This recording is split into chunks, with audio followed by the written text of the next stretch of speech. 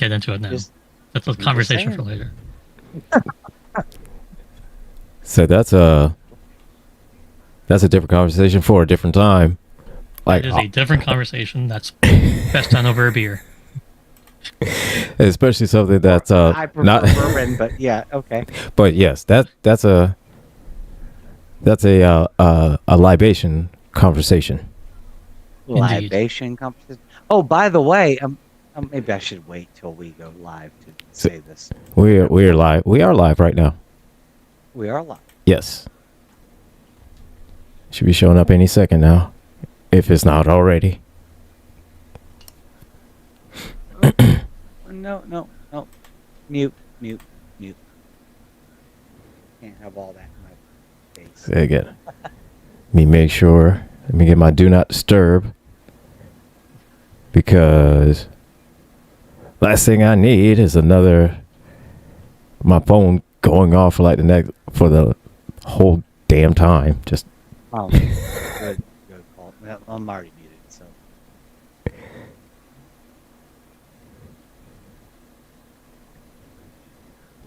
all right, cool. And we are live where? We're live on YouTube. We are live on Twitch. And we're live on the Raja. Wait a minute. What in the hell? Raja. Oh, we must be going live now because Pastor Best must be getting off of the air. How is he still doing his thing? Yeah, I think he is. I think Pastor. We're part of a radio network with like multiple stations and shows. So cool. Yeah, so I think Pastor Best just must have just logged off now. So I think we're good. We're good. So go ahead. Let's get the show on the road. Hey, this is the Rules of Nerdquisition on February 2nd, 2025. 2000 Project 25, which is awful. But anyway, my name is Gretchen. This is my co-host Gilbert, my unflappable first officer, and we have a special guest today, Joseph the Platypus from another tracking podcast, which is the most amazing title ever because yes, it's a great name. Everybody has a podcast now. But hey, Joseph, thank you for joining us today. I've been chatting you up and blowing your texts up all week. Like, I'm so happy to get you here. Like, thank you for showing up. Oh, it's fun. Glad to be here. Good. I'm glad. And yes. I made Gilbert the full dress uniform today. Yeah, sent out the order. Not order 66, but she did send out the order.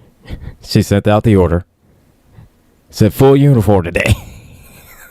Full uniform, because I knew, knowing Joseph, we've been mutuals a long time, knowing that he is very happy to do cosplay.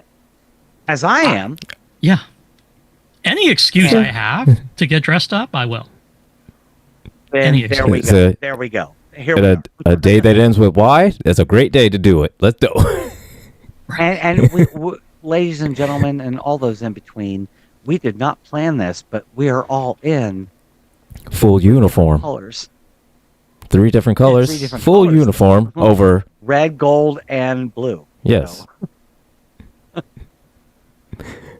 But hey, Gilbert, we're talking about Metamorphosis today. That we are.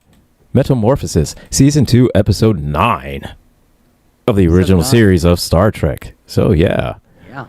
So yeah. We open up the story where, the Federation's Karen got sick and she's going to a med base. I mean, come on. Let's be honest. She was a Karen. She was a Federation Karen. Let's be honest. Yeah, kind of. She was not. She was not a very pleasant person in this episode. No, but she was there to make peace. I guess so. Job. Well, see, yes. Well, she had an important job, and I'm sure that her way to doing it was, hey, enemy my enemy. So it's like, hey, you piss off two people, hey, they come after you. So it's you made peace. It's an interesting way to make and peace. hey, I just need to throw this out there because I need to keep my kill to death ratio perfect. Here we go. Glenn Edwin Rothenberg, who played Zefram Cochrane in this episode, passed away on January 16th of 1993. So there it is. My kill to death ratio is perfect. Staying at 100%. If you don't know, Joseph, what I do is I highlight a member of the cast or crew every episode who has passed away. We don't do that to make fun of them. We honor them because we're here because of them. Right. Yeah. We're doing So what we this is do. our way to paying homage to them, their contributions, their career, their lives, Right. things like that. The worst one was Jeffrey Hunter, because we've actually had Chris Hunter, his son, on the show, and he's coming back on the show, and that one was hard. Yeah. That was hard. So hopefully Chris and Mark Myers, they should be on maybe next week, because Mark was feeling a little ill, so he wouldn't be able to do it. So hopefully he should be good to go by next week. But yeah. Yeah, we're looking to get them So- both on. That would be great, because we have another show called Model Citizen, and I am currently building an AML model of the Enterprise refit, which Mark, that's my favorite version of the Enterprise, and I've been building it piece by piece on that show. So let you know, the Enterprise refit is the best. But if you want to build me a Strange New Worlds version of the Enterprise, I love that model. When it showed up at the end of season 2 of Discovery, or season 1, I was like, "Grr." I was hoping on that show that we would get an Enterprise cameo. Yeah. I like that model too. Do you like it too? Oh, I was gonna yeah. say, it was like, It's a great model. It really is. I mean, I don't know about you guys. I don't know how much. I mean, we're all into Star Trek. Obviously, we're wearing uniforms. We're all red, gold, and blue here. But like when I saw when Burnham was like, "It's the USS Enterprise," I freaked the frick out. No swear jar. No swear jar. You see what I did there? I see what you did. I see. But we know the connotation, though. We know the connotation. I know what you said, but I know what you meant. Thanks, Mom. But anyway, yeah, we're talking about so Kirk and crew, they end up on this planet, and there's this dude there. Just some random dude, and he's like, "Hey yo, who are you? What's up?" And By the way, then you're not going anywhere. Right. Right. You're not going anywhere. You can't leave. he said, "So What did you think about this episode, Joseph? I mean, I'm assuming you're very familiar with the original series, right? Oh, I grew up on it, so Thank you. my mom would watch reruns with me in the middle of the night. So Awesome. yeah, and I'm in the Houston area, right? So like Channel 39, like in the 80s, had Star Trek running like 10 p.m. or something, and I would stay up late watching with my mom. So very familiar with it. I've rewatched it many times. One of my coping mechanisms for life is to just, like, as I'm working from home, is to have an episode of Star Trek on in the background. Just background noise. So, yeah. The episode, though, it's not one of my favorites. There's so much wrong with it. I agree. yes, absolutely." It definitely has not aged well, because I can think back to like the 80s. I'm old, and like, okay, kind of cheesy. 74. Yeah, 77. 78 for me. So wow.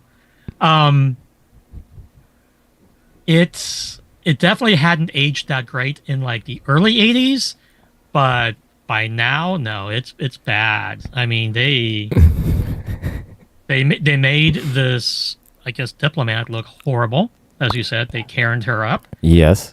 which just Gene Roddenberry was great at so many things, but portraying guest characters who were women, or even some of the main cast, like Yeoman Rand, Yeah, do we've things in the best way.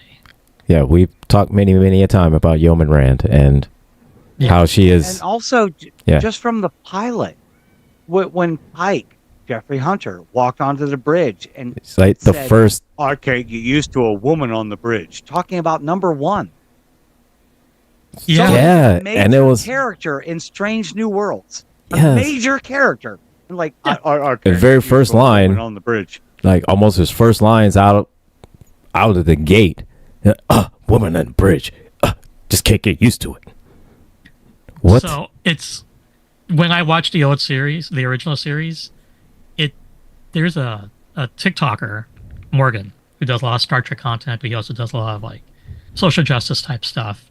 And Mhm. he has this thing where he's like, on this episode of misogyny in space, and he like brings up like somebody who's made some sexist comment on one of his Trek videos, right? And whenever I watch the original series now, I just kind of like, oh, another episode of misogyny in space. Like it was really an interesting concept for an episode, but the way they played this poor woman was just so wrong. She was basically there to portray like a negative stereotype of women, and then basically get, I mean, not really, but kind of fridged towards the end, so that she could be this vessel for something else. It's almost like You're not wrong. You're not wrong, because for all of the original series progressive movements and themes, one thing that stood clear throughout the entire series was misogyny. It was always there. Whether it was Jeffrey Hunter's Pike talking about number one, or Kirk, like, oh, I could get used to this, and when some gorgeous woman walks by, like, or something like that, or even the one really cringy, creepy episode where Kirk basically put the moves on a teenage girl, even though she was like 300 years old, but still it was like Mary. Yes. Mary. Yep. Yeah. But still, I mean, it was weird. Adolescence. And yes, when I watch those shows, I think, I get it. This was the time period the show was made. And I have to be considerate of that. But at the same time, it's just like, you're not really as progressive as you think you're trying to be. Yeah. Like, I mean, you're almost there, but it's just something's missing, and that's something that you kind of need to get past is basically the misogyny. One big glaring thing is that, Mm-hmm. And I think that they knew misogyny and sexism wasn't right, but they didn't care. They knew. They didn't care. They knew. You're right. Yeah. Or maybe their whole thinking is that, well, maybe if we display it prominently, but still kind of subtly at the same time, it'll kind of get the message across that maybe we shouldn't talk to women like this, because it was kind of disrespectful just then. But and maybe you two can answer this question for me, because I'm white as mayo, but you remember the episode where you had the half black, half white person? Mm-hmm. Yes. Remember that? Yeah. And did you guys watch Section 31? Have you seen that? Yeah. Yes. Oh, yeah. Yes, and I they have. brought back that race, which was supposed to be one wiped out because there were only two people left. But maybe don't do that. That was just my thought. Like, maybe don't do the blackface, even if it's only half. Yeah, I mean, there's a lot. I'm just okay. Like, I understand that's supposed to be the alien race. I get that. That doesn't mean that it's okay, and it doesn't mean it's right. I mean, It's one thing when you're addressing racism in the 60s and you have the civil rights movement and you're making a very pointed commentary yes. about they're the same but different and how ridiculous it is to wipe each other off of their own planet because of this just physical difference that doesn't matter versus, and this is something that I really disliked about Picard season 3 in general, playing to the fan service. I'm waiting for this. Oh, playing yeah. to the fan service just to play to the fan service and not actually humoring the spirit of the original show from which these characters came from. Because, one, you're right, that species should be extinct, right? So maybe something happened. They killed each other. They killed each other. If you're going to bring back this character or the species, do so in a way that honors the original series and the symbols behind it. Don't just do it because it's like, oh, it's a cameo and like people who have watched Trek forever will know. You're pointing. Right. I'm pointing at you because you're making a valid point. Right. which is why I don't like season 3 of Star Trek or Picard, because they brought back lots of cool things. But it was empty. They did Crusher wrong. Horribly wrong. Agreed. Yes. Absolutely agreed. I agree. I agree on that one. Not right. She was not right. No. And there was a lot to it. I mean, there was a lot on that season that bothered me. So, and I think one of the problems, and I'm gonna dive into this a little bit, right, is the showrunner is a very well-known kind of misogynist, and has on social media been very dismissive of women who have asked questions or criticized the way things are portrayed.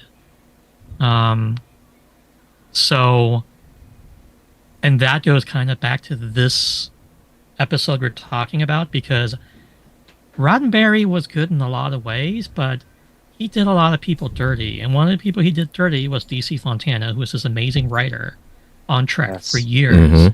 And then when TNG came back out, just did her dirty. So, and there's, other commentary about it. So you can appreciate Trek and you can idolize it, but let's also call out the bad. And right.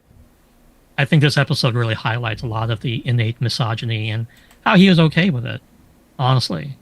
Because and can I just say that, DC Fontana passed away December 2nd of 2019. Rest in peace. There's my 2 for 1. So I got a 2 for 1. 2 for 1. And we did it just for you, our audience. We really, I really did appreciate a lot of her contributions to Trek. Yeah, no, I mean, yeah, absolutely, just amazing. And Deep Space Nine kind of paid tribute to her in that one episode where Sisko is hallucinating and he's back in like the 50s or 60s or whatever. No, I think it was the 40s because they were talking about World War II. Where he was writing a story about Deep Space Nine? Correct. Right. And there was Kira was playing a character, and it was like one of the big things on Trek is like they never gave the women writers credit. Far Beyond the Stars, ladies and gentlemen. Far Beyond the Stars is the name of that episode. They always gave the women, like they made them use their initials instead of giving them full credit by their name because they didn't ever want their viewers to think, oh, a woman wrote this. So again, just like this other thing, it would have been like a minor thing, especially considering that Lucille Ball wrote a lot of stuff, and she's the whole reason why Trek was on TV, right? Like, yes, she made it happen. Absolutely. Yeah. Thank you, Lucille, who, by the way, has passed away. I'm not going to get into it. But yeah, that's one of the major things one of the major issues I have with Roddenberry and this episode is just the blatant misogyny. And one of the things I'll always call out. No, I agree. And as far as Far Beyond the Stars goes, that is probably in my opinion, the greatest Deep Space Nine episode ever made. And the One of my fact that favorites. Avery Brooks lost himself in that moment at the end when he was crying and falling on the floor, that the other actors were like, we didn't know how to pull him out of this. That broke me. And I'm like I said, I'm white as mayo. I've got no skin in this game whatsoever, no dog in the fight. But every time I watch that episode, I bawl my freaking eyes out. Every time. But God forbid New Trek would be woke. God forbid. Oh no. Oh, that would be the most horrible thing. And we're talking, I mean, we've gotten off topic, and I tend to do that, and I apologize, but no, you're fine. Look here, man. We get on the 80. All the time. Say, listen, we get on the ADHD train and just let it ride. yeah, I love the ADHD machine. But anyway, please continue. Avery Brooks just brought so much to Trek in the 90s. Yes. Absolutely, yes. There's that episode. There's the fact that he's a single father who's an amazing role model and is so involved with Jake. Just a great father, as opposed to the bad parents that we see in Trek. Michael Dorn's Worf, for example, horrible father. Horrible dad. Sorry. Little bit. Warrior culture is cool and all, but it sucks. Also, I mean, it's not very conducive for raising a child. Yeah. But there was that episode, and then there's an episode in season 7 where the holodeck's going they've got the jazz singer, and it gets taken over by the mafia because this is like a Easter egg within the program, and everybody's trying to save Vic Fontaine from the mob. And Cassidy Yates asks Sisko, why don't you ever come onto the holodeck with us? Why don't you help us out? And he looks at her and he's like, because that entire program is a lie. And goes into how we wouldn't have been accepted in Vegas in that time period. It was a bad time for our people. Civil rights movement hadn't yet started, and I'm not going to go in there and pretend like it never happened. And just makes this point about not reinterpreting the past to make it seem friendlier for black people because this is their form of entertainment. And I think Cassidy has a very telling point. It's like, I know what it was like. I understand. But what we're doing is showing what things could be like if there hadn't been the racism. And that's also a very powerful point. And just like Avery Brooks and, I forget the actress's name who plays Cassie, but just that interaction in that entire episode is also very telling.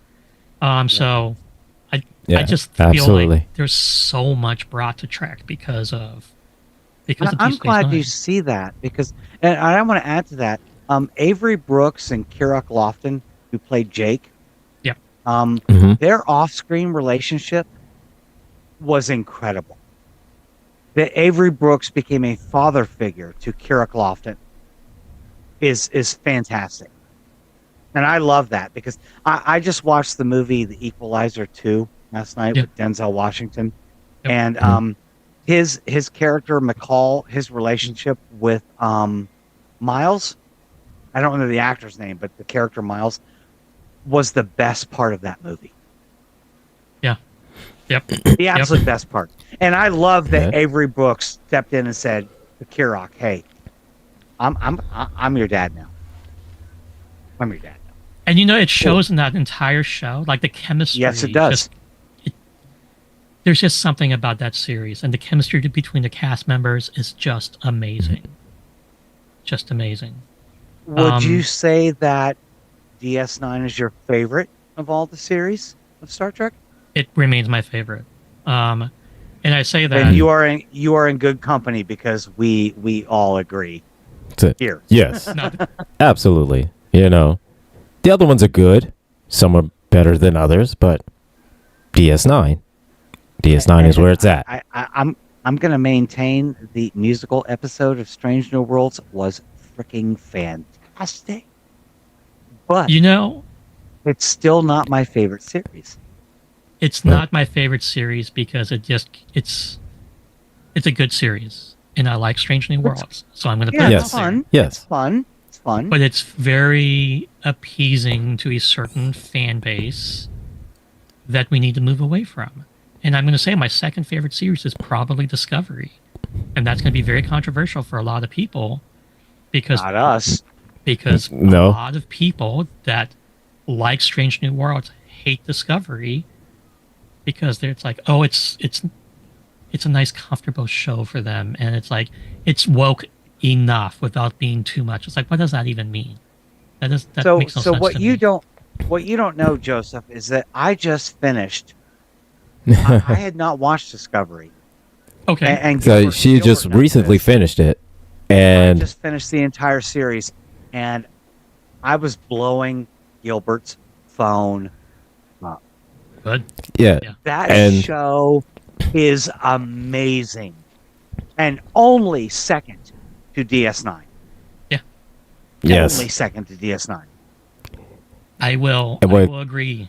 And what kind of makes it funny about the whole situation was that I just said to her, you know, hey, you got to check out Discovery. You got to check it out. Just I was like, Just check it out. okay. And she was kind of like, all right, eventually, I'll watch it. I'll watch it eventually, you know. And when she watched the first season, then it started saying, oh my God, this is so great. And then, well, I would say, Yeah. no, And then 2 not days really. later, I was like, I just finished season 5. It's amazing. So no, I will say once, right, season 3 was when they went far into the future. That's when you was like, oh my God, Yeah, season I 3 when love they go this 1,000 series. years in the future. Yep. Yeah, so I love this show. I love it. It's the best ever. DS9 is the best, but this is great ever. Yeah, You know, I that really type- feel like there was a little bit of roughness to the show in season 1 because they had like lost Yeah. the showrunner, Yeah, right? Yeah, So that kinda, continuity like suffered. I can't remember the name of the showrunner for season 5. I think 3 through 5 is the same showrunner. But regardless, like it is this amazing gift of a show that started off kind of weird because they were trying to be everything for everybody. It's like, no, just let Burnham be captain. Let Burnham thrive. yeah. Kurtzman? Make the show. Discovery. Kurtzman? That No, was no, the not show. Kurtzman. Not Kurtzman. Let's Discovery see. season 5. Kurtzman did eventually let the people do what they needed to do. But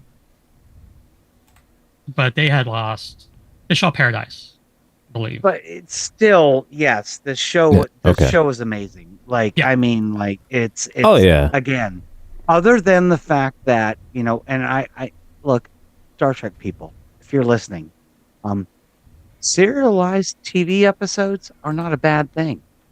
It worked with DS9. That's why we love it.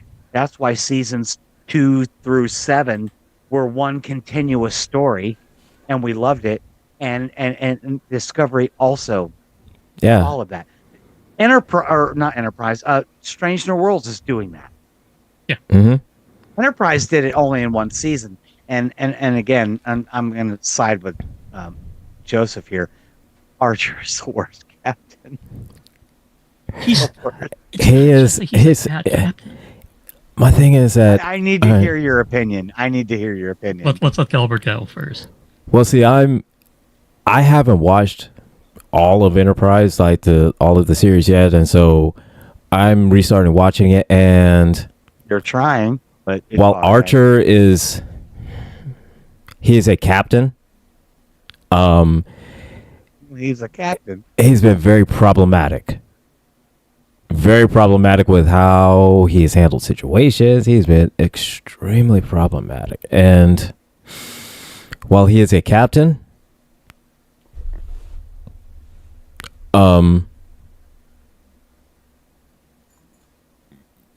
He's there.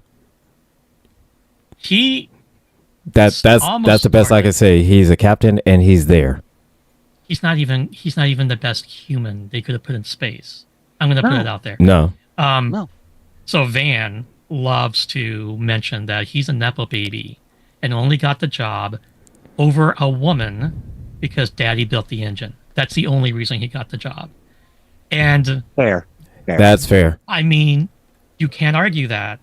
He is more concerned with water polo and pretending like he's a good dog father, but he's not, than he is with the actual like safety of the ship or, safety of the Earth. Almost gets into an interstellar incident because he brings his dog to an alien planet, doesn't do the research he needed to do, and lets the dog just pee anywhere and offends this alien race.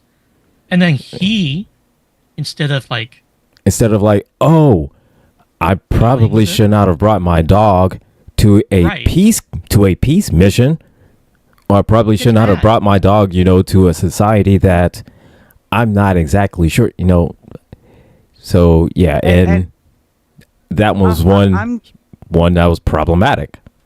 Yes. I'm just going to say this. Joseph, you may not know, but Gilbert knows. I am not a fan of J.J. Abrams' Star Trek: The Lens Flare, right? I'm not a fan of those movies. But when Scotty said he was doing his transporter experiment and he tried it on Admiral Archer's dog, prize beagle, and it didn't come back yet, I cheered. I wasn't upset. And I love dogs. I have a dog. I love dogs, but the dog was innocent. If he had done it to Admiral Archer, that would have been fine. He said that. He's like, I tried it on Admiral Archer's dog, prize beagle, and when it comes back, I'll let you know. No. The beagle needs to be saved. Archer should have been disappeared. Archer should have been disappeared. Yes. And the fact that in Discovery, when was it Burnham or Captain Lorca was looking at recent or deceased captains, and Archer was on the screen, I was just like, Archer. It's like, Archer. I do not like Enterprise, and this is something we might find contentious.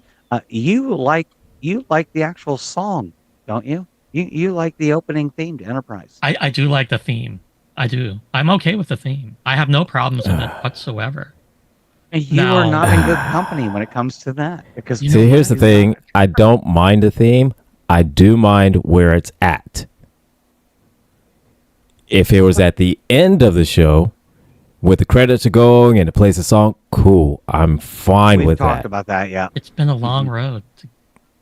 Skip. Where does the skip at? Though, and then just have the opening theme be no lyric. Yes. Like any other Star Trek series. This is okay. Look, I don't mind.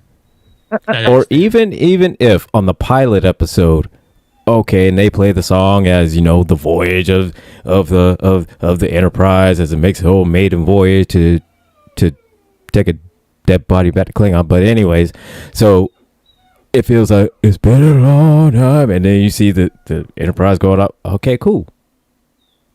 I'm great with that.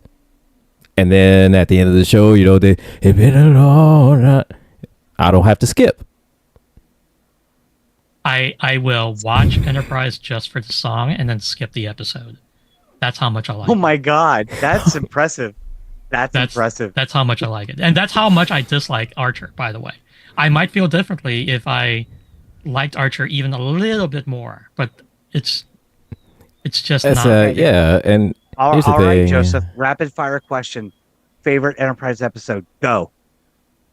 Favorite Enterprise episode would have to be, oh God, the episode, the two-parter where he gets sucked into the past, into the future by Daniels, and then it destroys the future, and so he's just looking out at this like wasteland, right? So like that's like season 1's the final season episode. Oh yeah. Season finale. Yeah. Season finale. My favorite episode. was Regeneration, just because I am a absolute Borg Borg. fanatic. That's a good episode. Borg Oh fanatic. yeah. It's a good one. It's a good Yes. And one. Archer I was love the Borg Archer was until the Queen ruined it. mostly irrelevant in that episode. So I think that's Yeah. probably why I liked it as well. Right. I also liked yeah. Carbon Creek, the episode Oh, with yeah, it was a good one. yeah. because it had nothing to do with Archer whatsoever. It had everything to Nope. do with the Paul's ancestors. And Velcro, Mhm. right? Yeah. Yes. Like the Vulcans gave us Velcro. You're welcome, human beings. So you're welcome. You gave it to him like years earlier, a but good episode. There's so many Easter eggs behind that. Not the least Oh. of which was Rick Berman had this huge thing against zippers and showing zippers, which is why the jumpsuits are like zipped from the back so you wouldn't see the zipper. It's like there's no zippers in It has a space. zipper right in front. Yeah, and like that's just anyway. There's just a lot to that. I said that is weird. once That's so odd. Yeah. I am going to, in about 20 minutes when we reset the show, I'm going to ask you all what your favorite episode of every series is. So I want you to think about that. You have 20 minutes to think about it. But moving on. Okay. I got it. And we're Well, back see, to I couldn't tell you we're, the like, episode holding name. up the fabric in front when the companion's like in her body, like holding the fabric up and looking at Zefram Cochrane, who was played by James Cromwell in the movie First Contact and also in the pilot of Enterprise. Yes. Continuity. Yeah, but again, the original actor has passed away. I already covered that at the beginning of the show. If you want to hear what I said about that, you can listen on Spotify later. Yeah. Yes. So yeah. I'm stuck on thinking my favorite episodes of each series now. Like my brain's just like, oh god. I'm Well, see, it's it's- an easy one. You got 24 Let's say, minutes. I know- You got 24 minutes, and I'll reset the show, which is where I basically just say, hey, we're airing on all these places, and this is us, and, and then we'll go. So you have time. You have time. Well, see, here's the thing. I'm just glad I you're don't. here. I wouldn't be able to know the episode titles, but I can tell you like the plot and premise of them. That's fine. That's fine. You don't have to give us the titles. I just want to know. I mean, I know that Joseph, you don't know this. I'm gonna embarrass Gilbert again because he's my friend and I don't care. Of course. His first experience to Star Trek was the episode "Piece of the Action." The The original episode. series. Yes. Oh. It's just Was Star Trek. See, Going for a piece of the action, see? This Star Trek, see? That's your first episode? That was the very first episode I've watched ever of the original series. Now, up until then, only thing I had known of the original series, was just the pop culture references. The beat me up, Scotty, even though he never said that. And Never said that. I'm a doctor, not a whatever. Okay, I'm a doctor, not a bricklayer. right. Doctor, not a doorstop. Actually, So the holographic doctor said that in yeah, First Contact, but whatever. and so first Trek I saw was actually Next Gen. So my first introduction to actually, this whole Star Trek universe was Next Generation. Now, when Blockbuster opened up, and so you live in an area the way I did when I grew up with no cable, and you only had 3 channels, and those 3 channels did not play Star Trek at all, So you go to Blockbuster and you see Star Trek, the original series. Oh, I've never seen the original series.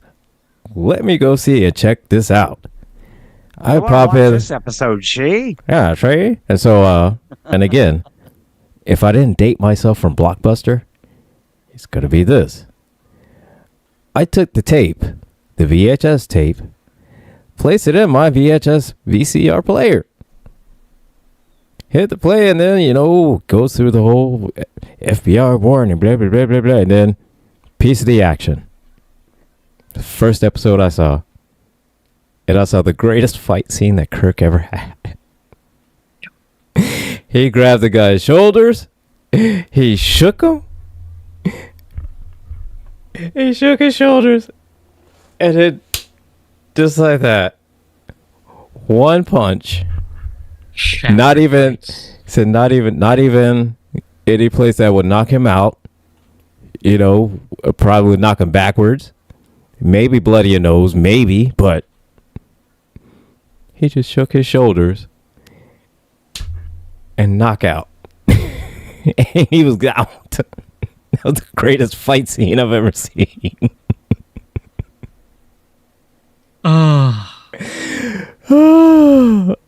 It's amazing to me that Trek survived all that. Yes. Right. So amazing to me. It is amazing. It is amazing. And I can't find it now. It's been years. There was a website that had a list of all the Star Trek captains. Burnham and Janeway weren't in the list because the shows weren't out yet. But it was like, here's all the people that this captain has had sex with, fought with, and all this. And like Kirk was at the top of the list of everything. Like he fought everybody. He had sex with everybody. He was Kirk, Captain STD. Of course. Captain STD. Just sorry. That was so great. No, you're not wrong. And as we talked about in pre-show, we're talking about a guy who, yes, portrayed the most iconic captain of a ship of universal peace and love, but also rode Jeff Bezos' penis into space Right. years ago. So I mean, I guess you got to start somewhere. It's been a long road for him. It's been a long road for him. So yeah, we're still talking about Metamorphosis, season 2 of episode 9 of Star Trek: The Original Series, but we have Joseph Platypus on. You are the host or co-host of another frackin' podcast. Co-host, yes. Yep. You can find them at another frackin' podcast.com. I'll put that in the YouTube chat. What do you guys? You guys aren't Star Trek centric though, right? You talk about other stuff. Yeah, we are just nerddom centric, right? We will definitely always kind of try to pull in a little bit of Trek because all three of us met on Trek Talk and are huge cosplayers and love Star Trek. But we've done episodes where we've talked about different sci-fi franchises and like the best villains or like our favorite episodes, pets, our favorite pets in sci-fi. Sure. So we talk about not the dog from the 1978 Battlestar Galactica, though, right? We did not mention that one. Okay, good. But we did mention K9 from the original Doctor Who. So fair. All right, that's fair. That's fair. Yeah. So we will go deep on other nerdy topics, nerdy franchises. But it really is just three friends geeking out for what was supposed to be a maximum of 90 minutes, but sometimes goes much longer than that because the ADHD is strong with all three of us. So, hello. So again, welcome. You get a ticket. You get a ticket on the 88 train, and you just ride it until it runs out of gas or tracks, whichever one comes first. Or somebody has to go do something.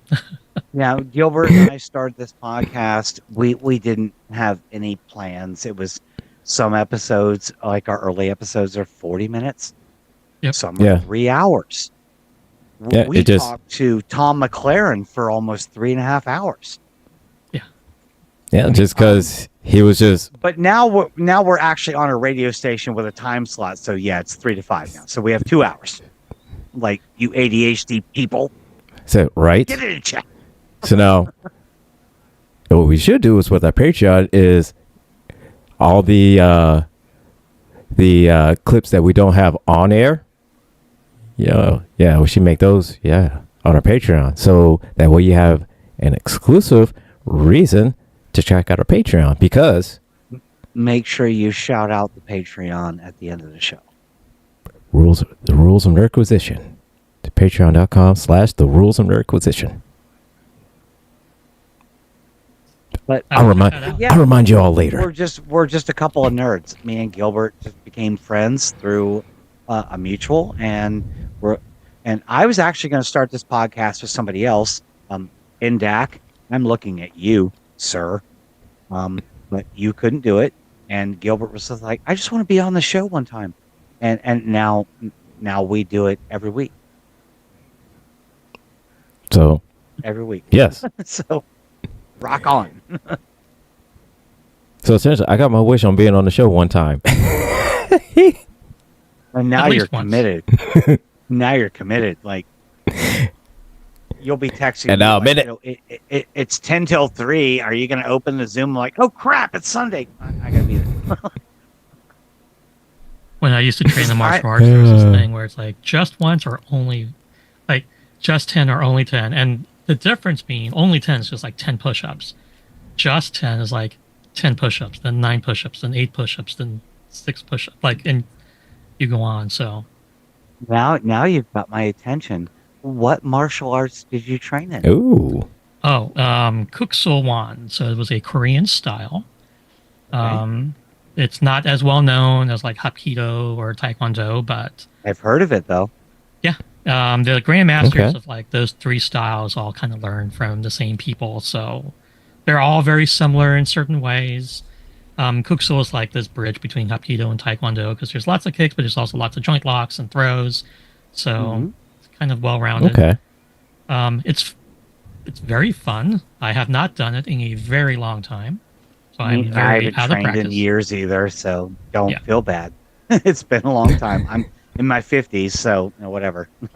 I can't do anything but walk to the bathroom in the middle of the night because I got to pee. But The muscle memory is there, and sometimes people will do something and It I'll is. try to react, and then my body will remind me. It's like, oh yeah, we don't actually bend that way anymore, so that's going to hurt. So you're in your 40s, sir. You need to stop moving like that. Basically, yes. I my trained body in said the same 7 thing to me. You're in your 40s, I sir. trained in 7 different martial arts over a period of about 12 years. Okay. Shorin-ryu karate, Krav Maga, Toshindo, Bujinkan Budo Taijutsu, American Jiu-Jitsu, Muay Thai. I'm not remembering all of them off the top of my head. But the biggest one impact on me was Bon Senshikai Ninjutsu. And there's a lot of people that say ninjutsu is not a real art. It's not valid anymore. But you know what? Principles don't change. Techniques do, but principles don't change. Like the jumping sidekick was created to knock people off horses. How many people are you going to fight on horseback these days? I'm in Texas, ma'am. You might. Okay, so fair. You might fight people on horseback. But Well, see, but I'm just saying, like, but here, these are South things that- Carolina, well, you'll see it, but it's very rare. You'll see it. Yeah. Well, and even Joseph said, like, sometimes people will do something that triggers something. My dad might come up to put his hand on my shoulder, and I'm just like, like it's muscle memory. And then you're like, oh God, I sprained my shoulder. 'Cause I'm- Yeah. We've seen a few times when your daughter snuck up on you. yeah, on this show, she's not here Yes. today, thankfully. But yeah, Said a few times when I'm she snuck up on you, you're just like, ah! freak out. Yeah. Oh, but God. But What a yeah. world we're living in right now. What a world we're living in right now. But again, Metamorphosis. You got the chick holding the cloth up, like looking at Zefram Cochrane, like pull the cloth down. Like this is what it looks like when I'm in the companion. It's Right. not like, but still, God, what a misogynistic episode. It was, yeah. Of course, I think it was the inspiration for the Futurama episode. I forget the name of that episode, but definitely is that. It bothers me so much that the end of the episode is okay. She's sick. They're trying to get her back because she has an important job, but instead, Yeah, we're gonna let the alien take over the body, and just whatever, and just let her stay there. stay You there know, for all time with Zefram Cochrane because that's a much more rewarding existence than a career stopping wars. You're a woman. You need to just be with a man. That's okay. Go. Holy shit! I never Yeah. even thought about it that way. Yeah, Oh my it's God. yeah, that was the thing. I was, just horrible. yeah, that was Wow. kind of the thing that I picked up on as well. Is that she had a job. I mean, there was two warring places that they were going to war, and Kirk is just An like, important job. it's Yeah. like, Not even like, hey, pick up the trash and take it to the Yeah. dumpster. like she She was had a there to real prevent a war. You know, I mean, I'm not picking up my trash and taking it to the dumpster, so she had a right? real- Yeah, Oh No, no, I'm not legit. against it. I'm not against it, but I'm just saying, like, I pick up trash and take it to the dumpster every day. Right. And I'm nobody. right. I mean, But no, I she's get your stopping point. wars. But she's stopping stopping wars, wars. and then Kirk's just like, yeah, well, as long as Cochrane's getting laid, then it's cool. Yeah, basically. And Well, you think yeah. about it. Compare that to the episode where Sarek is like going to do this like peace negotiation, and he starts to lose his mind, and Picard has to basically is like do the mind meld so Sarek can keep on going in the next generation. Unification. Yeah. Was Right. it unification? No, that was it was before reunification. It was. You're right. But it, like they made this big like this is the most decorated diplomat in the Federation, and we need him to be able to do this and make peace for these people. But instead of like giving this woman the respect that we know the Federation can give to their diplomats, Kirk's just like, oh well, she's never been in love. She doesn't care about love. She only cares about her job. That's so horrible because a woman needs to worry about love. Right, Because I yeah. like to be accurate and not spread misinformation. The episode was actually called Sarek. Okay, there you go. Ah, all right, cool. And I like did to not- make sure that all of our listeners and all the people on YouTube right now that are chatting, and thank you for being here. All How many you got in here? 6, 7? I 7, 8, got to be 9? clear about it. I Yes. don't want to spread that misinformation. So yes, the episode was called Sarek. But it's just to me, like when I watched the old series, the original series. I said the old series, original series. I'm old. You can call it old. I'm always We're all comparing. old here. We're all old here, Right? We to are. be honest. Hey. Ish. Ish. I compare it to like more modern episodes, right? Because the themes are always kind of carry through and they repeat themes, and you just see like, all of the things that could have been that were not in the 60s. There is a way to do that episode and have kind of similar outcomes, but being respectful to the woman. Like, without her coming across as Space Karen, without her being basically relegated to being a bodysuit, like a meat suit for this companion. Like, Yeah, and then just the name itself of companion, like that. that's a whole other yes. That's a whole other Yeah, thing. that can be. Yeah, but to clarify that, as much as I love Trek, and it is a big part of my life, the TNG episode, The Outcast, the one where Riker falls in love with the non-binary, Yes. genderless person. As a trans person, I have issues with that episode. And that's fair, right? Um, but it was monumental at the same time in an era where people like me weren't. I mean, granted, we're being erased right now, one executive order or one day at a time. But like, um, it still was monumental. Yeah. I don't agree with what Riker did in that episode, how he dealt with his relationship with that person, but being trying to be a savior, like the white savior thing that really got me. Like it's like The white cis savior thing really got me. Yeah. Mm-hmm.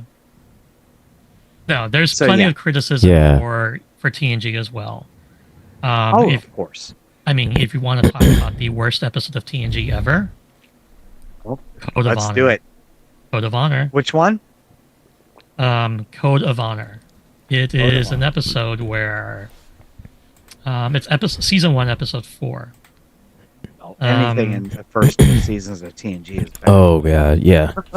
This is the episode where they need to get a vaccine from a planet. But the planet that has this vaccine is basically African inspired. Oh, that's the one with gosh, what's her name? The blonde chick. Tasha Yar. Yar, thank you. Tasha Yar. Oh god, and she has to fight that and very poorly choreographed fight scene. It's the entire episode is both misogynistic and racist. Yes, hugely. Both. So. Yeah. I'd almost forgot about it until now. I've seen screenshots of it. It's like, yep. Yeah.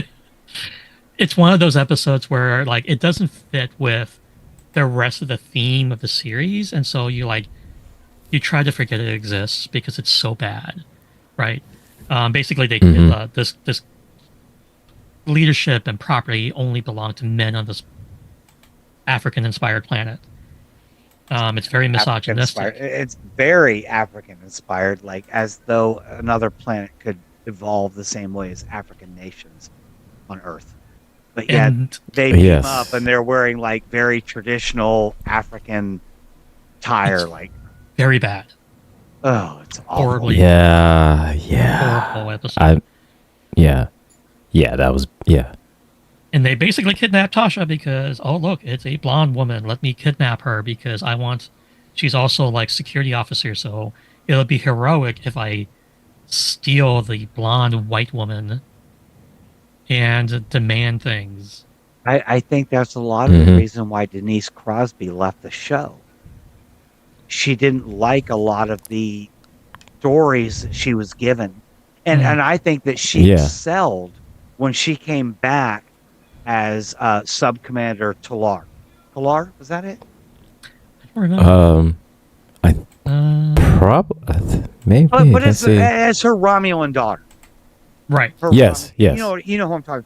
She excelled when she came back as that character. She was awful as Yar, and I don't blame her. Denise, if you're watching this, I know you're not, but if you are, we don't blame you. We know why you left, and we support you, and we're happy you came back. Especially for, all good things, because it was an amazing finale, by the way. Sela. Commander Sela. Thank you. Yeah. Had to look that up. I think Denise Crosby was an amazing actress.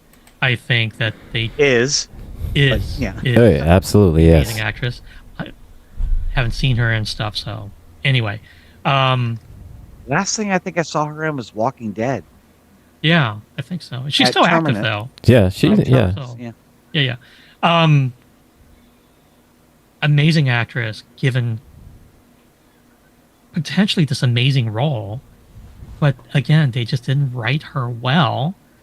And Rick Berman will forever be the person I despise the most associated with Trek, and that is saying a lot because you heard my views on Robert Beltran and William Shatner before the show. But Rick Berman, there's nothing good to say about this man. I think the best thing that I have seen in recent memory is a few years ago. He posts a picture of a comm badge on his desk, and he's like, "This is Denise's comm badge. She gave it to me after she left the show." And she responded. As a means of what? This? Well, Probably. she responded back, "Is like, you're misremembering that. The last day I was on set, you came up to me, took my badge off of my uniform. So you grabbed right here where you shouldn't be grabbing, pulled it off. It's like, you won't be needing this anymore. And then turned your back and walked away."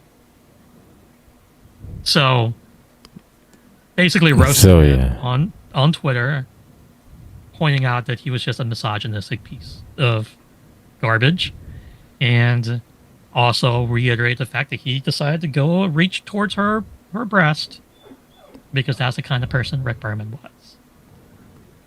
So.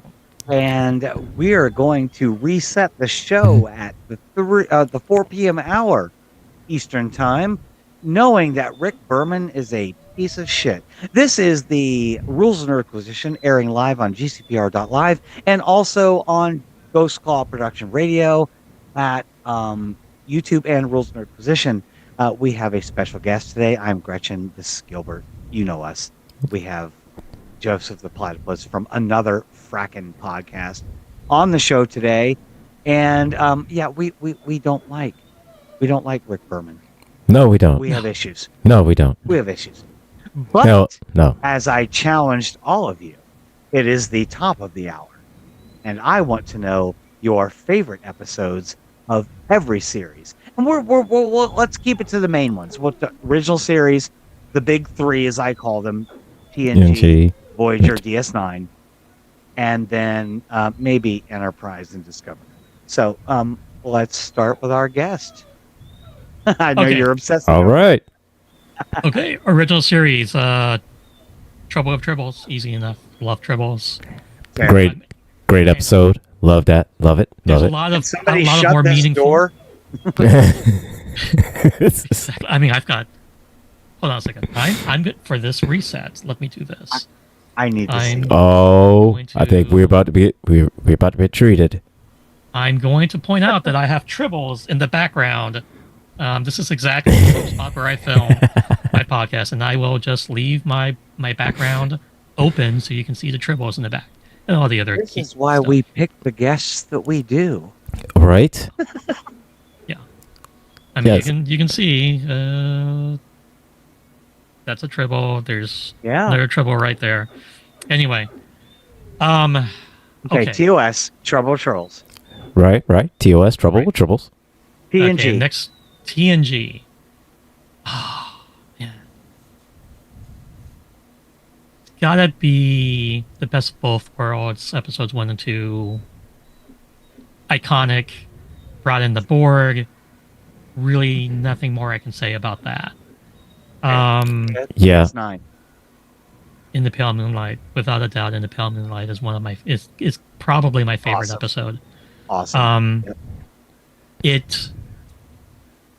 The fact that it did not win any sort of like mainstream award for writing and acting, because Hollywood doesn't do that for sci-fi shows. But Avery Brooks, Sci-fi, they hate it. Like it always gets. There's no respect for it. But Avery Brooks' performance in the Pale Moonlight is just earth-shatteringly good.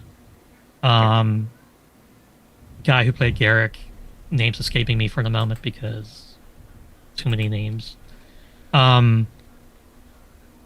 Just did such an amazing job. Like Garrick really is fleshed out as Andrew Robinson. Just amazing job. I mean, Garrick was an amazing character anyway. Yes. And he had really been fleshed out. We all love. Oh yeah. No one in this chat is going to tell you that Garrick was not amazing. And I just feel like this was like the best performance he gave as Garrick. Yeah. Maybe the episode where he's on the station with O'Brien and Nog, and he turns because of exposure to that like drug. That's another amazing episode of Garrick. But Yes. Pale Moonlight just by far is just perfection. And I could speak for an hour on that episode. Voyager. Oh God, Voyager is such a hard one. I know, because there's so many. Oh, yes. There's so many good ones. I've been actually rewatching, binging that entire series this week, and I'm like, how do I not remember all of these fantastic episodes? There's just, Janeway Mhm. is a badass. What? There's Oh no my facts. God! Yes. there's a question that we have asked ourselves on another fracking podcast. It's like, what other captain could have made it out of the Delta Quadrant successfully?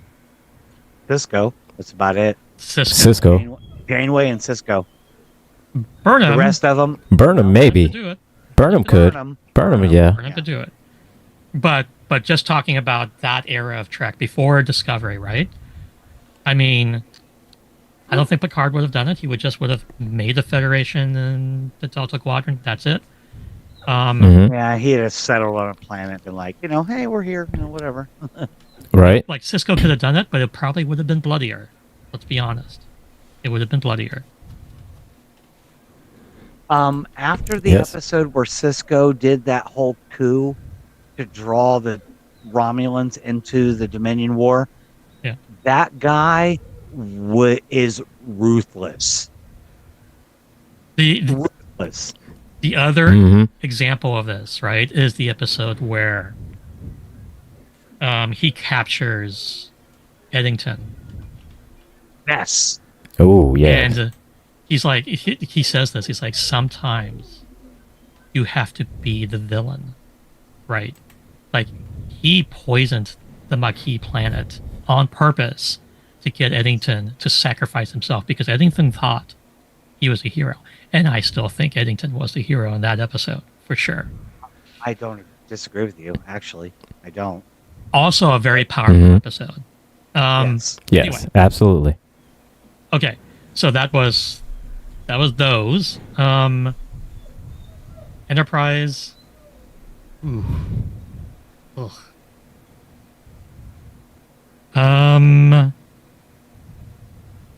I would have to say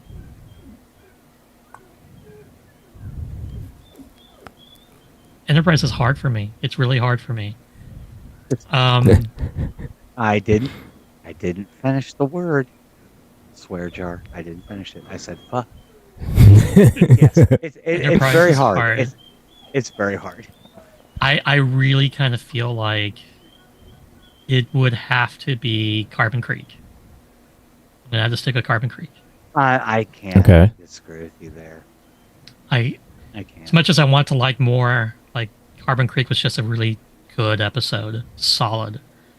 Yeah. I mean, And I even could if just you go on. even if you want to talk about Discovery, like you can just say season because it's serialized.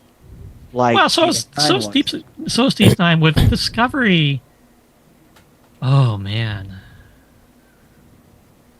I think season 4 is just absolutely the best season, and Yeah. to pick Mhm. one episode of season 4 is super Can't hard do for it. me.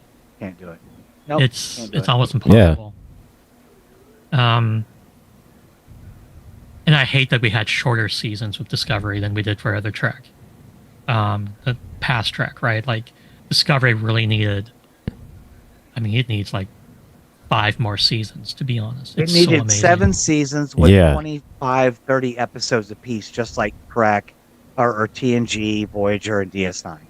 They It could have done deserved the full. It deserved. It deserves it because it deserves the full respect of to have the episodes and the seasons like that. Yeah. And I will say that it is the most like Deep Space Nine. And people have like argued with me on this. I'm like, no. You don't like it because you've got this thing in your head where you're thinking New Trek isn't good, but it's amazing. And if you really looked at the themes, get past like, Mhm. oh, the sci-fi, like the technobabble is not as good as it was in the past. It's like, that's because the stuff in the past has happened and we have gadgets like this. And so Yes. the technobabble matter. seems more Right, yeah. realistic to us now. But back then, it was all crazy too. Like, you're looking at it from two different lenses. So, okay, I take had aside the said this technobabble. Yeah. I'd said this 1,000 times. Like Star Trek, what it needed to refresh itself was jump 1,000 years into the future. Yeah. And then Discovery did that. Yeah. And Yeah. I was like, Mm-hmm. who cares about technobabble anymore? Because you're not going to understand it. Yeah, you've moved it so Beyond far in the us. future. Yeah. It doesn't matter, right? But even then, like the reprogrammable matter, like all of this type of stuff, like Yeah. it's all possible. Anyway, so that's it. That's where I'm stopping. All right. There we are. All right. It's your turn. TOS, favorite episode. Oh, of course, it's got to be, piece of the action. See? Got to be piece of the action because, again, that was my introduction to original Trek was piece of the action. That is why So- Gilbert is here today, ladies and gentlemen. Yeah, see? Why Respect he's here that. today. Yeah, see? It's a piece of the action, see? So, of course, that was TNG. TNG. Oh. I forget the episode name, but but you said it, Joseph, is the one where they were introduced to the Borg. I forget the name of the episode. Yeah, Best of Both Worlds. Yeah. Yes, Best of Both Worlds. No, that was Oh, the no. battle. The That's one the we were battle. introduced to was Q-Who. Q Hoot, yes. That one. I said, I forget the name of it, but that's the episode where Q popped up and just That was the and grow just the beard. flung them all the way across the one side of the That galaxy was and the then grow the beard. That's where they Yes. grew the beard, where the show actually got good. right. Yeah, TNG, that was my favorite on that one, yeah. Because it Awesome. again introduced the Borg and nothing scarier than robot space zombies. They Nothing don't scarier than crap robot about space you, they'll zombies. just kill you, and they don't care. Right? All right. So- DS9, favorite episode. Let's see. DS9. Oh. It's a tie. It's a tie for one for DS9. So one is where they went back in time with the to the original series, the triple trifecta, Trials and Tribulations. Trials and Tribulations. Tribulations. Yes. Yep. There was that one, and what was the episode that Steve Warnock wrote? The Abandoned? Yes, the abandoned. Yeah, the one with abandoned. The Jem'Hadar. With the Jem'Hadar, yes. And we've had him on the show, by the way, Steve Warnock, writer of DS9. We want you So- back. The We need- Dice Cast, right? Is that the Dice? Producer and writer of Helios. Get back So- on this show. You need to get him back on the show. So, yeah. For that... And Voyager. Voyager. Oh. It was when they had encountered this beast that would show them anything that they wanted to see because it was trying to basically eat them. Oh yes, yeah. I forgot the name of the episode. But it had this old guy that always popped up when they were... Because quite a few times they would think that they were... they would see this warp Bliss. thing and they were going Bliss. home. Yep. Yes. That's the name of the episode, Bliss. Yes. And every time the old guy would pop up, you're being deceived. Yeah, there was that one for Voyager. That was that one, and a close second was when they introduced species 3472. Yeah. Scorpion parts 1 and 2. Yes. I know. What But yeah. my ex-father-in-law is like, you know too much about Star Trek. Why do you talk about stuff? I'm like, yeah, you can name every fullback for Penn State back in 1919. So don't talk to me about useless knowledge. All right. So I yeah, think so that's you'll be an all right. important point. That's an important point. Look, people will But- hyper focus on the things they love. That's what they do. Yes. Yeah. it's just human nature, So, now let's see. Oh, Enterprise. Cause see, that's the thing. I haven't finished Enterprise yet, so Yeah. I haven't really found an episode that like, yeah, whatever, it's fine. I like it. because I haven't really found an episode that was like, oh man, I love that episode. It's like, yeah, they've been all right. So I will hold off on Enterprise for right now. So There was no episode of Enterprise I watched where I was like, this is the one. I stick to Carbon Creek for one reason. I don't know. Carbon Creek, because it's a good story, but not because I was like, yeah, Enterprise. He's like, oh my god. Yeah.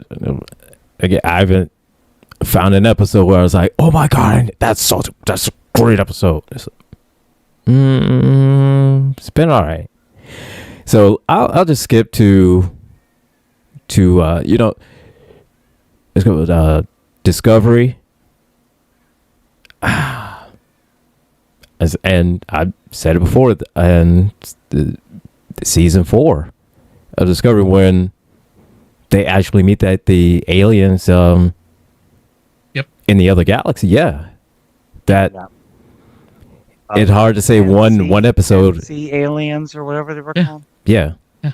It's hard to narrow down one episode. It's that whole season.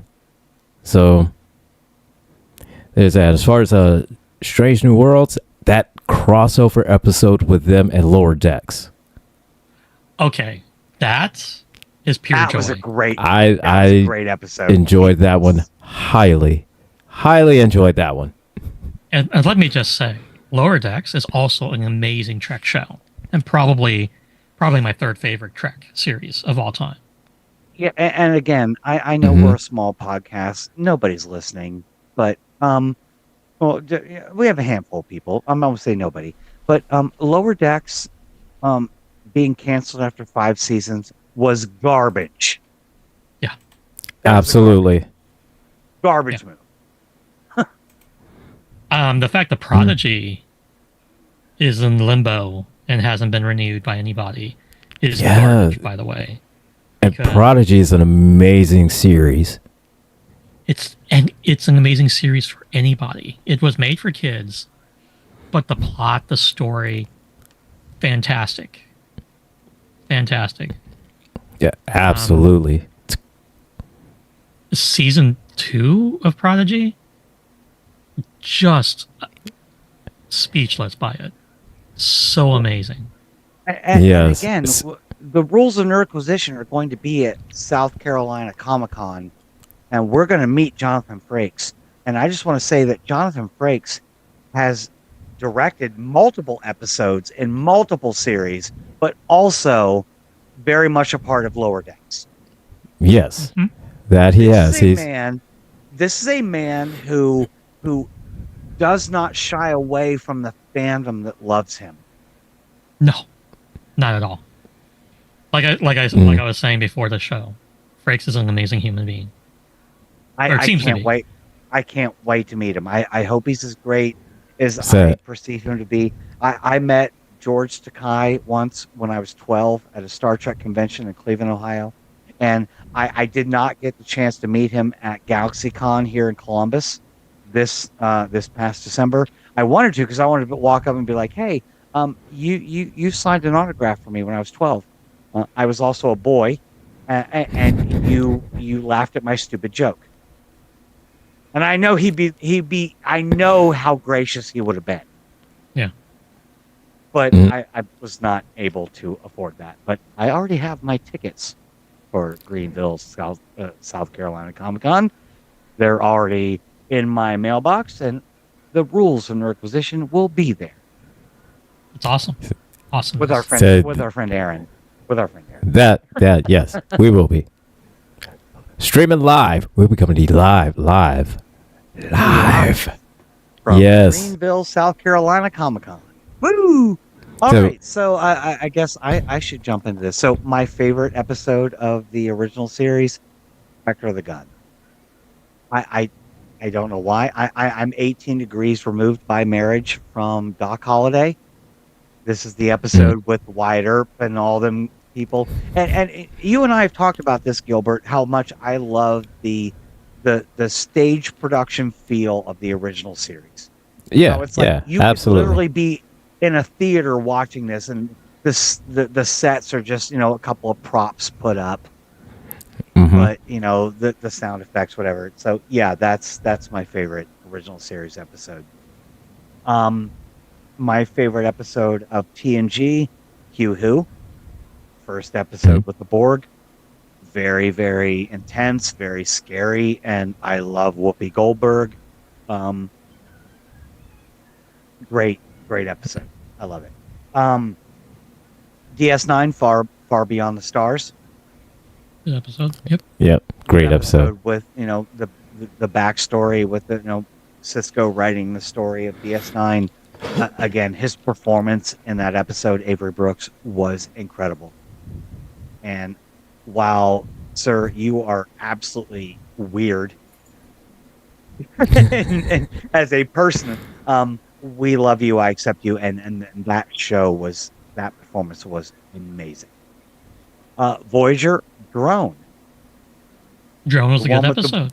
Yeah. The Borg that was super smart, rapidly advancing, but also side by side with Scorpion 1 and 2.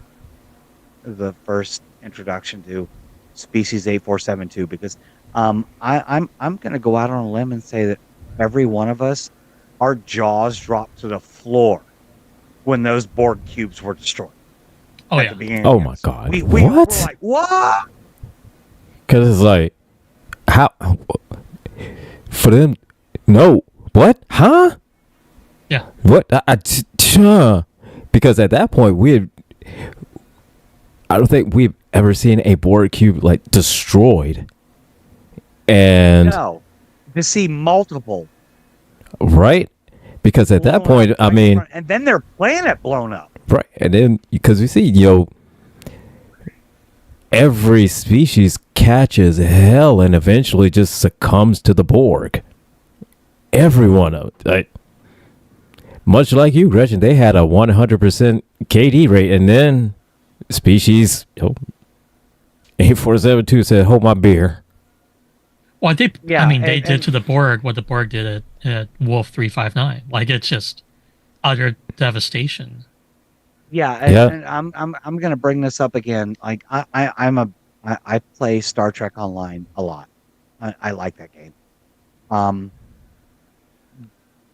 Traveling to fluid space is crazy, but also traveling to Wolf 359. And again, for all those listening, if you don't know, Wolf 359 is the fourth closest star to ours. And in the game Star Trek Online, you can travel to Wolf 359 and see the monument of all the starships destroyed at Wolf 359. That's wild. Wow. It is wild. And it gives me chills every time I fly there. It's some stupid graphic on my TV, and I'm like, there are 39 starships right there that were absolutely wiped out. Thousands of people. I know it's fictional. I know it's fake. I know. Why are you freaking out about this? It's not real. But it means something to me, because it is something that happened in a universe we created. You know what I mean? Yeah. So yeah, it's important. And if you play Star Trek Online, the first thing you should do is go to Wolf 359 and fly around that monument and look at all the destroyed ships and be like, these people got screwed. Because I was the person with the DVD VHS conversion machine when they first came out, who recorded Best of Both Worlds and then superimposed the Battle of Wolf 359 from the opening of DS9 in between. So when I watch the battle now on my DVD, it's here's the Best of Both Worlds. The Starfleet called. They've engaged the Borg at Wolf 359, and then it cuts right to the battle scene. And then you got Riker and crew on the bridge of the Enterprise looking at the mess left over. Anyway, not to get too nerdy and crazy. Too late. Yeah, right, right. I mean, it says the rules of Nerdquisition. That's what we do here. Right? Yeah, so drone, regeneration, Enterprise, probably my favorite episode, but I also like the full season 3, the Zendi storyline. I like serialized TV. Star Trek people, we like ongoing stories. It doesn't have to be Monster of the Week every week. I did like the Zindi episodes. I will say Oh, that. yeah. But I can't say I like the entire season because Not Again. the entire season. the problem for me, there's a few problems with that season. But when Archer decides that he's going to strand this poor ship for a long time to steal their warp core because he managed to again screw up and get his warp core destroyed, that felt very off. And it felt very off because if you delve as deep into the nerdom as I do, you know that Archer eventually becomes president of the Federation.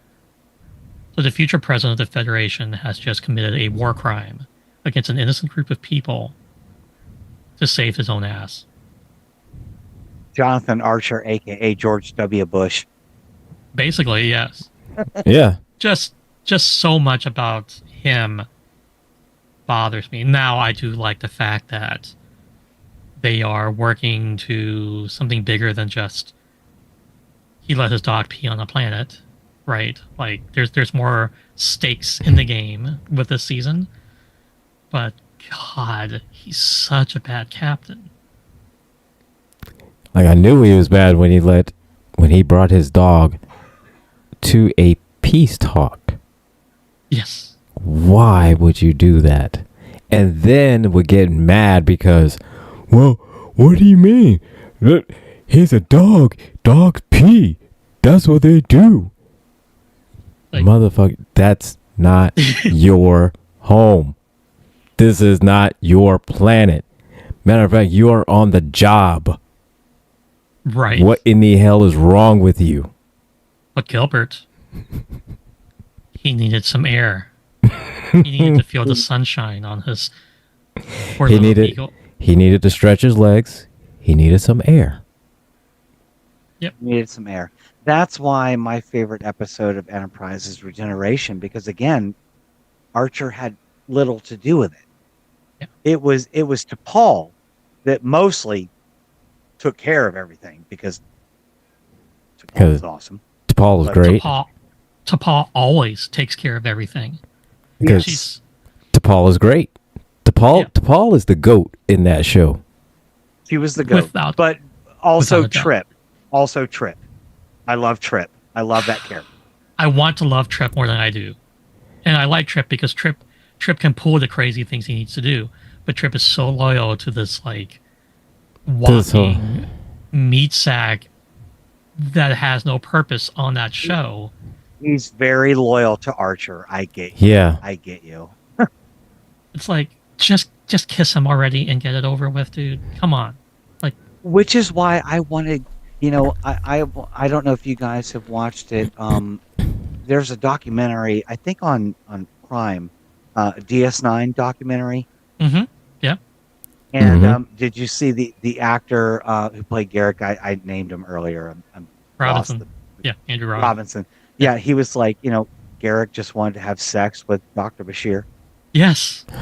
They should have done that. Yeah. They should have had a relationship. They should have. And I'm for that 100%. Garrick and Bashir. I am all for Bashir or have you finished Lower Decks? Have either of you finished Lower Decks? I have. I'm working through it. I'm not. Okay, I'm then about I will not say anymore. halfway through. Halfway through. But oh my gosh, that needs to be a thing. And if that becomes a thing in Lower Decks, I'm going to be seriously happy. But to wrap up mine, as far as Strange New Worlds goes, yes, I love the episode Subspace Rhapsody. I'm one of those people that's like, I think Grease 2 is better than Grease. I love that musical. But I'm I not think defending that, you on this. I think I'll take your word for it. Subspace Rhapsody, I think Subspace Rhapsody is a fantastic episode. I've watched it about 12 times in the last week. And but still, my favorite episode is Such Sweet Sorrow, the Enterprise, Discovery versus Control. Amazing episode. What Okay, amazing yeah, episode. that was a great episode. Yeah, yeah. Star Trek has never been about the visual effects or the battles or anything like that, Mhm. but that was one of the most amazing on-screen battles I've ever seen. Okay, I'm going to say something now, and you're not going to like me. Okay. But you said you did not like the J.J. Abrams movies at all with the lens flare. I don't hate them; they're just not my favorite. But continue. Okay, but you understand that that battle with Discovery and the Enterprise against Control is very much like Star Trek Into the Darkness. Without the lens flare, Without the lens, yes. The only problem, and I've said it before, and the only problem I've ever had with the Kelvin verse is the lens flares, because it's just too damn bright.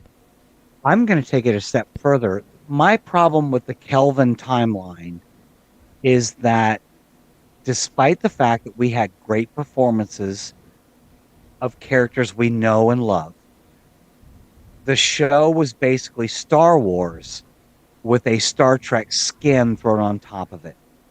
They robbed the soul of Star Trek. There was no moral to the story. That's what Star Trek is about. The Kelvin universe was just explosions and space battles. You want that? Go watch Star Wars. You want that? Go watch Star Wars. I will say that the way I see it, is it my favorite? It's definitely not my favorite, but I appreciate it. And Into Darkness is probably one of the least liked of those movies, and I liked it the most. The worst of the three. It's the worst of the three. I love it. I love it better than the other two. All right. Okay, we're about to have a serious conversation. We're about to have a serious conversation here, and I'm going to ask you a serious conversation here, Joseph. You are my friend. I love you, and nothing will change after the show, ish. But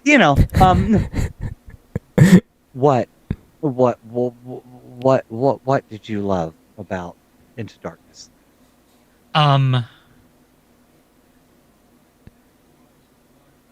Pause. Wait, did I say Into Darkness? I'm thinking the third one. Right, that's the Beyond. Beyond is the third one. Beyond. Okay. Yeah. That's the one Into Darkness was the one with Khan. Okay, that's Don't not. don't Yeah. don't tell me that was you're your right. favorite.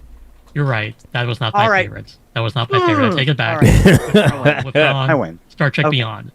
Star Trek Beyond I loved because it wasn't a bad rehash of other things that Trek had already done. I was love Right. the original movie story. Star Trek Beyond. I love it. Okay. I had to think there. I was like, is that no? I did not like the. I don't mind the movies, but Beyond is my favorite because it is an original story. We got to see Sulu with a husband and kids. Yeah. Yeah. Yes. I love that it gave us that, right? That brought me joy. And I think it actually had very deep meaning. I mean, there was this captain who had to deal with the Zindi War. He was a Mako, went on to become a captain of a ship, and basically felt abandoned by the Federation. Whether or not that was the case or not, he was suffering from some PTSD. And I think that absolutely. Yeah. Absolutely. Without a doubt, yeah. Very powerful. That somebody who was a hero turns into the villain. And I think the special effects were amazing. I think there was a little bit less lens flare on this one. Oddly enough, Less. it was Right. directed by Justin Lin and not J.J. Abrams, so that's why. Thank you. You've ruined Star Wars and Star Trek, JJ. But, bye. Okay, don't start me on the Star Wars conversation. We'll get you back on the show for that one. So- It's a whole nother show. Ray is my So, favorite right? character in Star Wars. No, I love Ray. I'm not going to argue with you on that. But we're not talking Star Wars today. We're talking Trek. And Yeah. we're talking about Star Trek Beyond, and yes, I agree with you. It's a great movie. It's my favorite of the three. Yeah. And the thing I really like about these movies is it got us more Trek on TV. It resurged the popularity of Trek. And so Yeah, while it may not agreed. be my favorite stuff, I'm not going to gatekeep it. I'm not going to say it's not real Trek because it has a place. We know alternate timelines exist in Trek. That's been explored in the past. We got more Trek out of it because Abrams went forward. And Kurtzman oftentimes partners with Abrams, and that's how he got to be showrunner of Discovery. And I really feel like this was what we needed to jumpstart interest back into Trek. And you talk about the lens flare being too bright on these movies, and I laugh because one of my biggest criticisms of Discovery is like, turn on the freaking lights. I've actually said that about the movie Star Trek Generations. When Generations they're was on bad. it's so dark. It's so dark. The ready room, the whatever you call it, the room where they all meet. The conference room. Yeah, conference. Yeah. Conference room. Thank you. Couldn't even think of the word conference. Yeah, it was very dark. That whole movie was like so dark until they got to that planet. But no, I agree with you. The J.J. Abrams movies brought Trek to a whole new audience, and I applaud that. We need more fans in Trekdom. Oh yeah, more people watching. Yeah, totally agree. Because you see, until those movies came out, the last kind of taste that we had in our mouths from Star Trek was from Enterprise, and not a lot of people. It didn't fly over too well, and so with those movies that came out, Enterprise flopped. Yeah, to be honest, it flopped. It flopped hard. It flopped extremely hard. But when the movies came out, exactly, they basically resurged the whole franchise. And it brought a new look to it, and it kind of explored kind of what Trek, could be. And moving away from like kind of the stage production to be more of like the huge cinematic with the action and players, Yeah. And don't get me wrong. First of all, I have two points about the Trek reboot movies. I absolutely love the redesign of the Enterprise. It's fabulous. It looks gorgeous. Yeah. And also, when Zachary Quinto and Leonard Nimoy's Spock meet at the end of the original, the first of the three, I can't watch that scene without crying. I can't. Yeah. Like, I love it. It's amazing. I love the movies because they brought Nimoy back. Yes. And not Shatner. And then honored his death in the third one that you mentioned. Yes. Beyond. Yeah. They honored his death. And to me, look, my mom loved Trek. She got me into Trek. She loved Nimoy. Loved Nimoy. Because, like, hey, look, like, this amazing, nerdy person. And honestly, like, Jadzia Dax even likes, like, oh, he's so much more handsome in person. It's like, come on, the nerd's a cool one. Why is everybody going for Kirk? Like, Jadzia Dax was up. And since I have you on the show today, Joseph, I have to ask you because, you're a big fan of DS9. We're all agreeing that DS9 is the #1 Star Trek series. You saw the documentary I was talking about, right, on Prime? Yeah. How did you feel about Jadzia Dax? Was Terry Farrell? Terry Farrell, yes. Yeah. She was so upset in that documentary about how she was pushed out of that show. How do you feel about that? again, this goes back to Rick Berman is just the worst thing to have ever happened in Star Trek. She Guess I didn't should've want to just said quit that. the Rick show. Berman sucks. She wanted some time off to do some other projects because they all knew the show was coming to an end. And she wanted the same pay that everyone else was getting. And she too. wanted Yeah. equal pay. It's like, Oh my God, pay equal her. Pay her. Okay. So many amazing characters on that show. Right? Oh, Dax was this just perfect representation of feminism and being well balanced and intellectuality and sexuality all into one amazing character. She was feminine and gorgeous and brilliant and a mighty warrior in her own right. strong. Yeah. Absolutely, And yes. she brought it, and she gave us back Kor, Koloth, and Kang. Yes. Yep. Thank you. Thank you.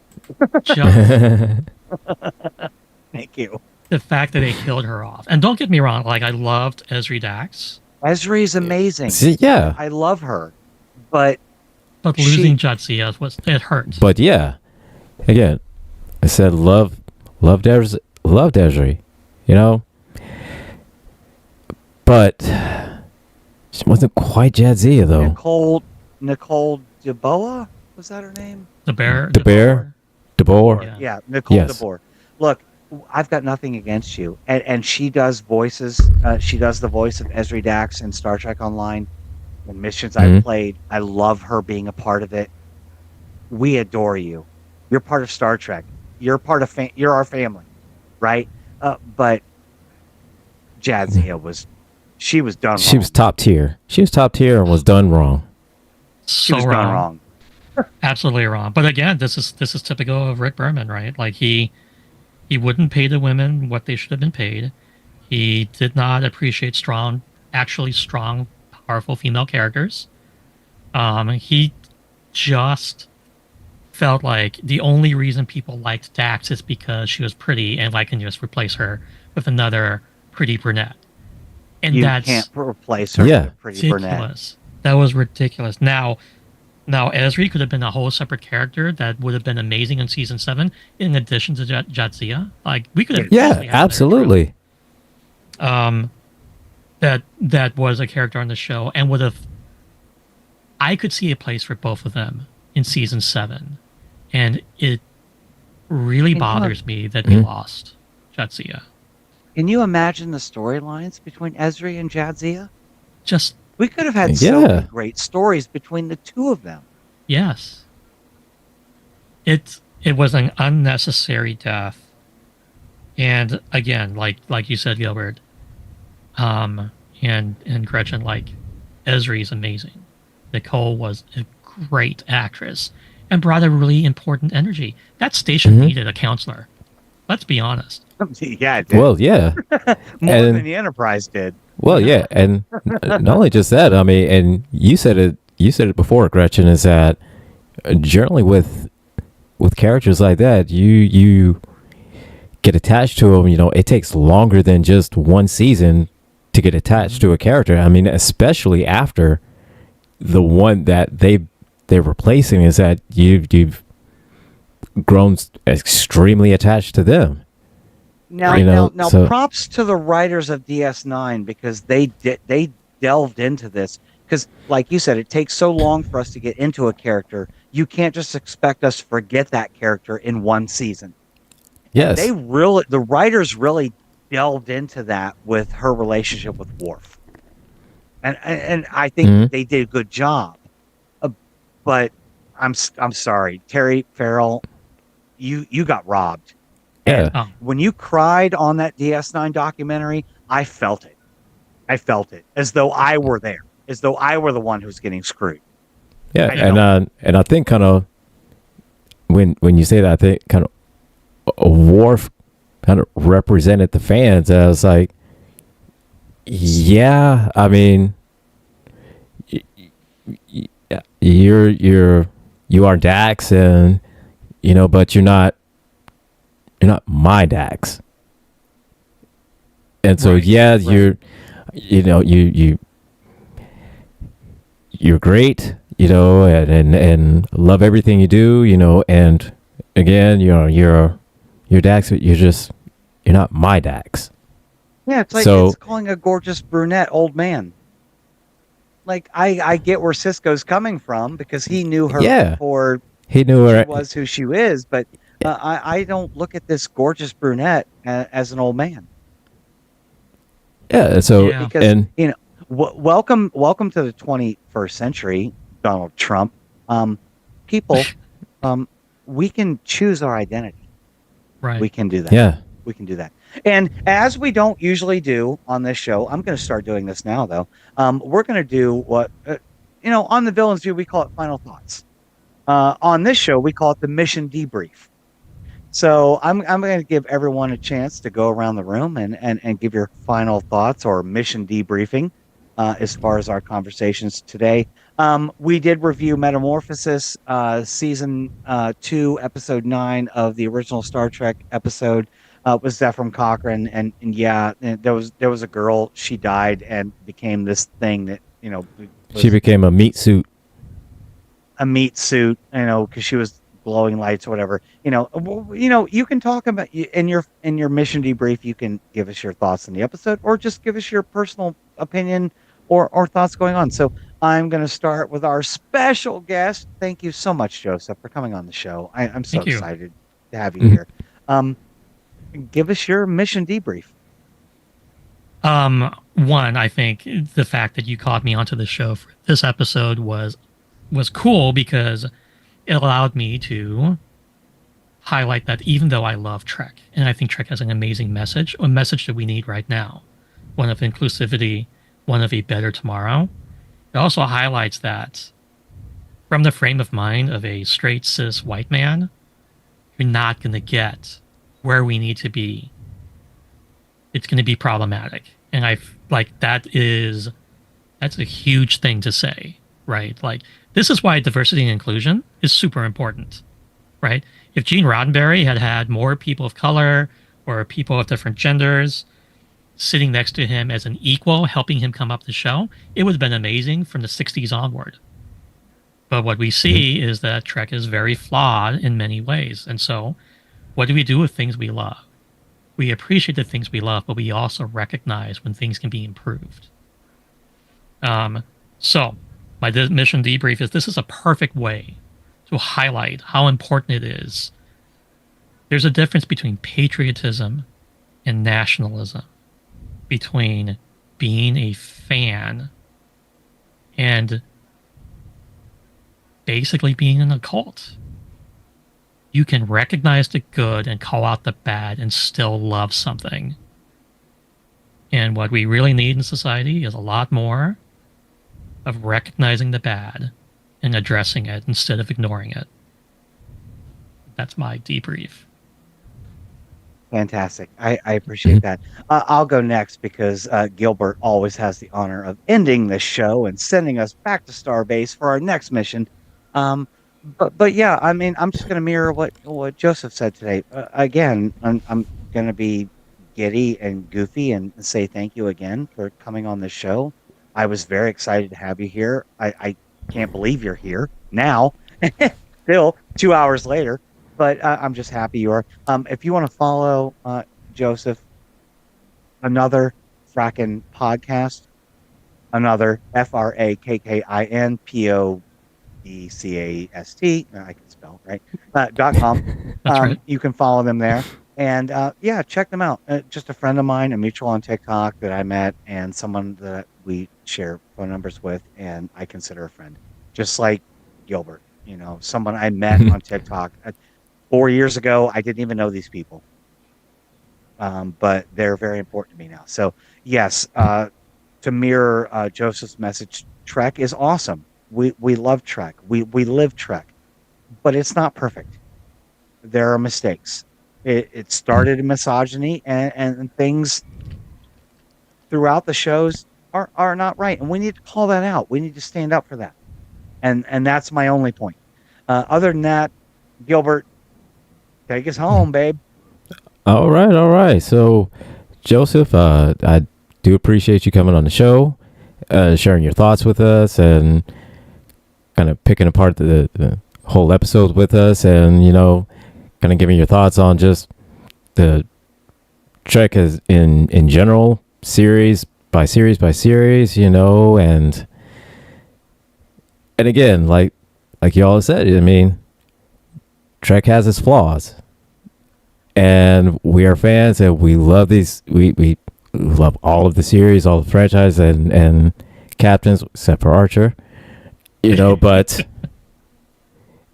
and again, if we truly do love these franchises and these shows, and we're invested in these characters like we say we are, we should also be able to say, hey, this is a problem. Yes, I do. I like Captain Kirk, but you know what? Hey, he does have a problem with misogyny. I like, Jean-Luc Picard, but, he does have a problem with, sticking to his guns sometimes. I like, whatever character, it is. If you truly do love them, you should be able to say, hey, this is wrong. This needs to be fixed because this character, I want this character to be better. I want this show to be better.